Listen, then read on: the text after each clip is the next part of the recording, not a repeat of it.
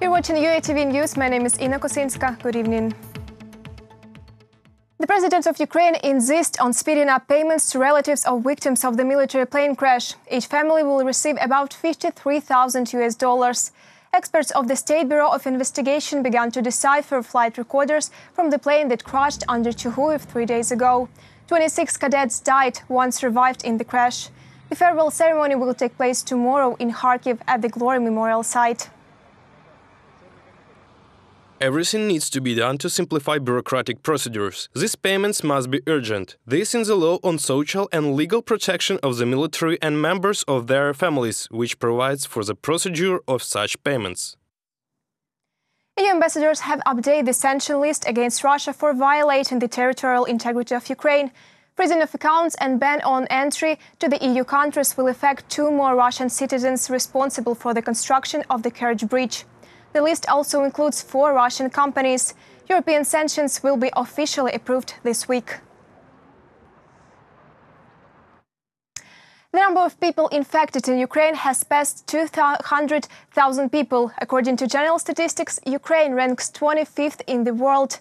Among the regions, the leaders in distribution are Kharkiv, Odesa, Ternopil regions and Kyiv. The Minister of Health of Ukraine, Maxim Stepanov, noted the improvement in the dynamics of morbidity rates in a number of country's regions.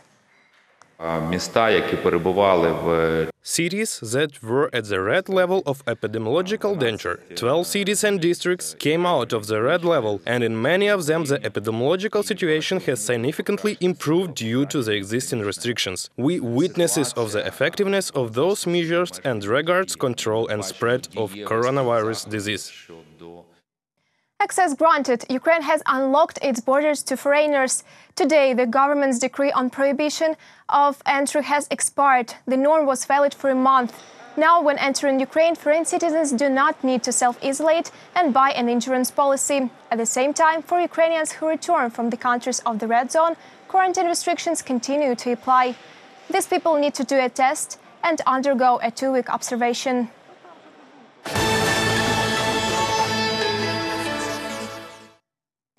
Dozens killed in clashes between Azerbaijan and Armenia. Minister of Foreign Affairs of Ukraine recommends to temporarily refrain from traveling of these countries.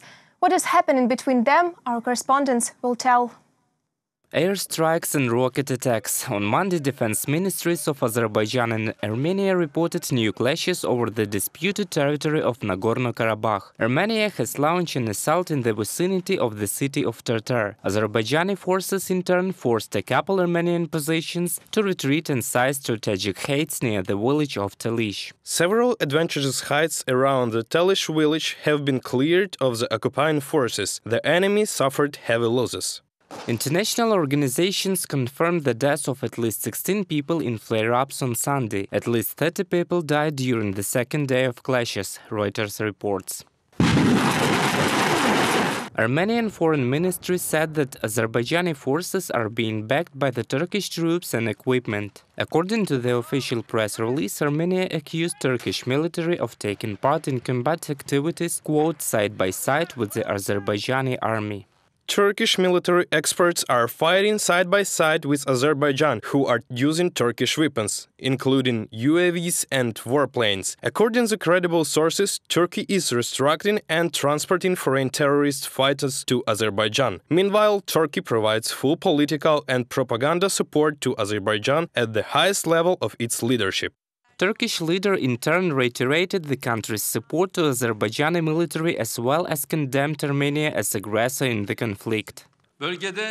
Turkey will continue to stand with the friendly and brotherly Azerbaijan with all its resources and heart. It's time to end this crisis in the region, which started with the occupation of Nagorno-Karabakh. The region will once again see peace after Armenia immediately withdrew from the Azeri lands in its occupation. Any impositions and proposals other than this will not only remain unjust and unlawful, but also continue to spoil Armenia. World top diplomats and politicians, including the US and Russian leaders, urge waging countries to cease hostilities and take steps forward to resolution within the OSCE Minsk group. Nagorno-Karabakh stayed the point of a decade-long dispute between countries. The region within internationally recognized Azerbaijan borders is run by its ethnic Armenians majority. The current clashes escalated on Sunday as the Azerbaijani forces announced large-scale offensive against Armenian positions. Azerbaijan states that the offensive was launched in response to the shelling caused by the Armenian military. Reported by Roman Smolar, Nick Starkov for UATV News. Radiation release at a nuclear power plant or death of foreign military during exercises in Ukraine. Screaming headlines, which rarely prove true, may appear not only in social media but also on governmental websites. How to tell a fake from truth, our correspondent found out.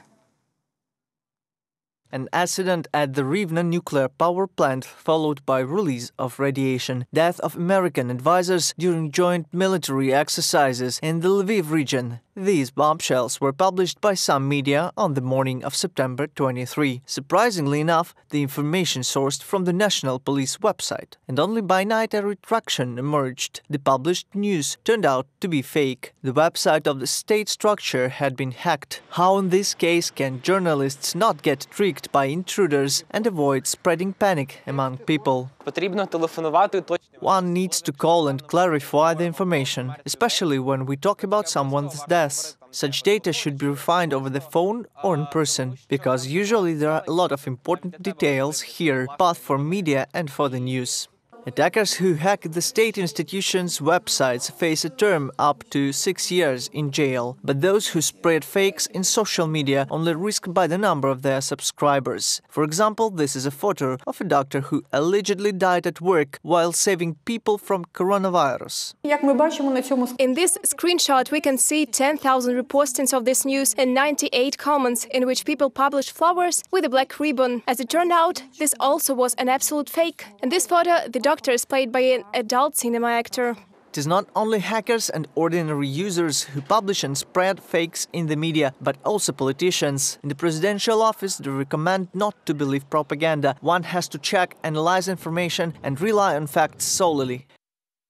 It should be noted that in the struggle for power in Ukraine, some opponents of the current leadership of the state have adopted a well-known propaganda technique. Any lie from repeated repetition becomes true.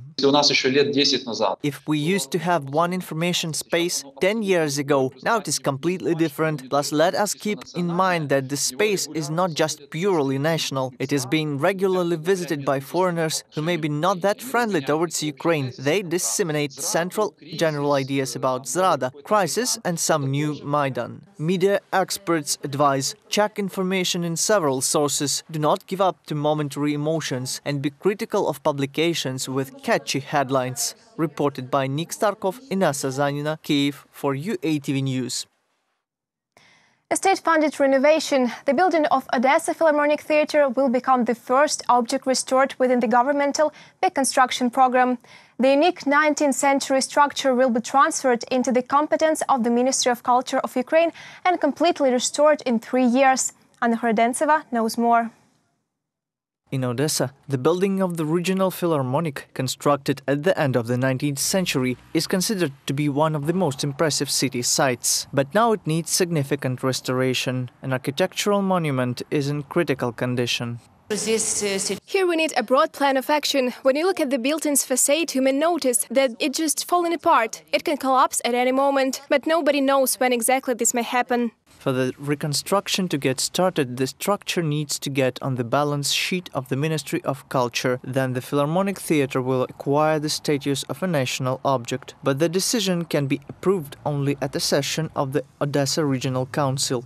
It's not only about acquiring of status. The thing is, the works in this remarkable building should start as soon as possible, as the need of restoration has been obvious for a long time. And it is not only about the structure itself. The Philharmonic is a temple of culture.